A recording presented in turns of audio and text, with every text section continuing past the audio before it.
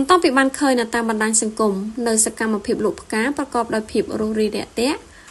របស់កុមារីសុនស្រីតីដែលមានអាយុទើបតែ4ឆ្នាំបានតាក់ទាញចំណាប់អារម្មណ៍មហាជនពិសេសគឺសម្ដេចតេជោហ៊ុនសែនដែលបានបង្ហោះផ្ទាល់លើបណ្ដាញសង្គម Facebook ផ្លូវការរបស់សម្ដេច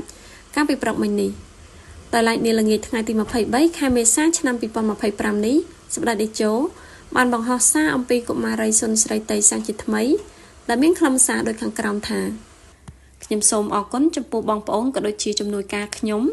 ដែលបានរកឃើញកុមារីសុនស្រីតីអាយុ4ឆ្នាំខ្ញុំនឹងទទួលឪពុកម្ដាយនិងកូនៗទាំងអស់នៅព្រឹកថ្ងៃអាទិត្យទី27ខែមេសាឆ្នាំ2025នៅផ្ទះរបស់ខ្ញុំពេលនោះខ្ញុំនឹងពិភាក្សាអំពីការរៀបចំគ្រួសារមួយនេះដែលមានទាំងចៅសុនស្រីតីគួរឲ្យអាណិតស្រឡាញ់ផងដែរខ្ញុំសូមអរគុណចំពោះបងប្អូនដែលចូលខមមិនលើកពីសិទ្ធិកុមារតែខ្ញុំសូមអង្វរករសូមកុំទៅលឿនហួសពីសិទ្ធិរស់រានមានជីវិតដែលវាផ្ដើមចេញពីក្រពះនិងសូមកុំប្រញាប់វិនិច្ឆ័យមុនពេលដែលយើងដឹងរឿងពិតដែលអាចជាការវាយប្រហារទៅលើឪពុកម្ដាយចៅស្រីដ៏កំសត់នេះថែមទៀតខ្ញុំនៅចាំបានថា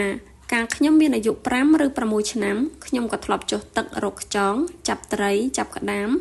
ឲ្យម៉ែស្លងទទួលទានដែរនោះ